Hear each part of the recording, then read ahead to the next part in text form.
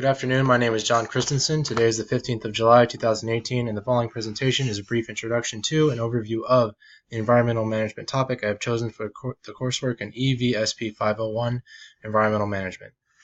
The topic is the implementation of wind power on Kauai, and the resource being managed here is the energy generated by wind. The geographic location for this topic is on the island of Kauai, one of the islands on the Hawaiian island chain. You can see in this picture on the left which one of the Hawaiian islands is Kauai. Of the main Hawaiian islands, it is located furthest west with Oahu, Maui, and Hawaii lying to its east in that order. The upper right picture is close-up of the entire island of Kauai. As you can see, the northeast part of the island has a box around it. This is the proposed area for the location of wind turbines due to the predominant east-northeast wind that characteristic of this island. The lower right picture is an enlarged version of northeast Kauai, and you can see some white ovals representing some possible locations for wind turbines. Throughout its history, Kauai has supplied itself with electrical energy through several different methods. In the 1970s, this island was a major sugarcane producer and consequently received most of its energy from the burning of sugarcane refuse. After the sugarcane industry dwindled on Kauai due to environmental concerns, petroleum replaced sugarcane refuse as the main source of energy. In 1999, the Kauai Island Utility Cooperative, a non-for-profit company, was founded by local business leaders, and in 2002, they brought out the previous energy provider, Kauai Electric. In 2007, the majority of Kauai's energy still came from the combustion of liquid petroleum, which had to be imported and was expensive, costing approximately $83 million that year. In 2011, KIUC switched to diesel, producing 92% of its power from this medium. In recent years, KIUC has put much more of a focus on renewable energy, and in 2017, only 56% of its energy came from fossil fuels. The remainder was produced by hydroelectric, biomass, and solar power, which are all renewable energy resources.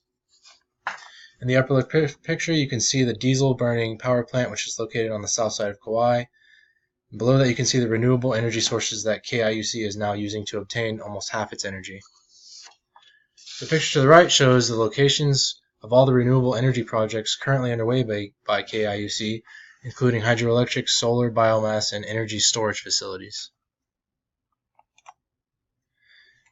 Kauai is home to a rich tropical rainforest ecosystems, and the vegetation there consists of a diverse array of both native and introduced plant species.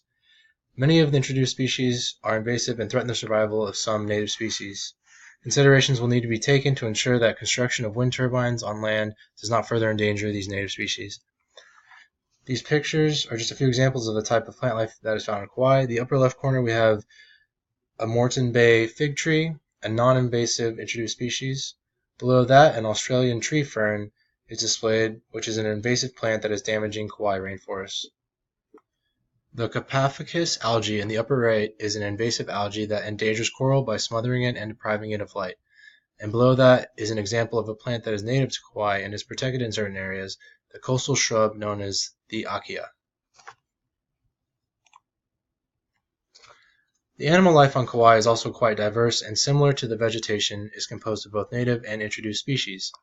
The last remaining native forest bird on Kauai, the pua iohi, is depicted in the upper left corner. Below that is a picture of a nene goose, an endemic species that first arrived on the island over 500,000 years ago.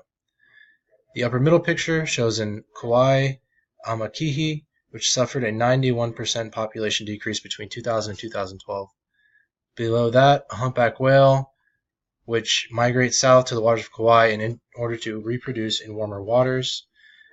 The endangered Honu sea turtle is shown in the upper right, and one of Kauai's remaining coral reefs below that.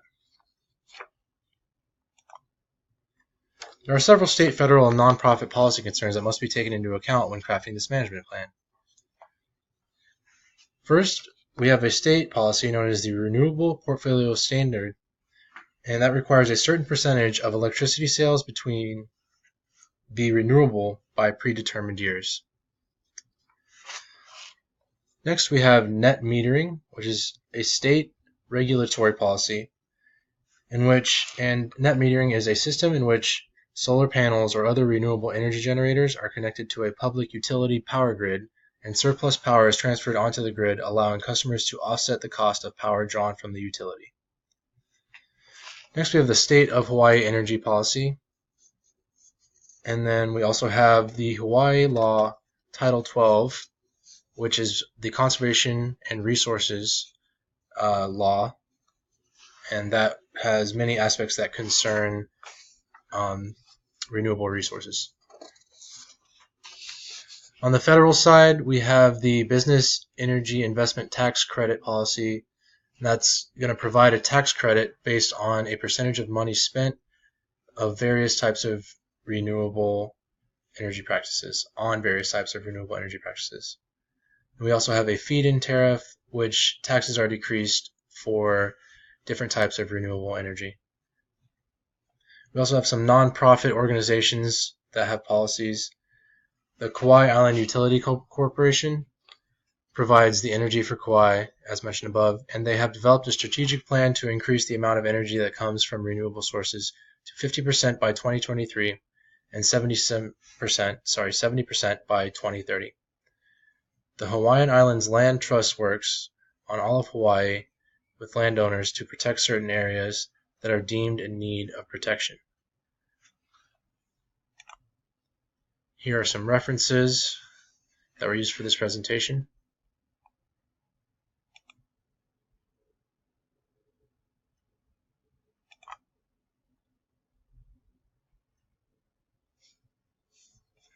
And that concludes my presentation. Thank you for your time.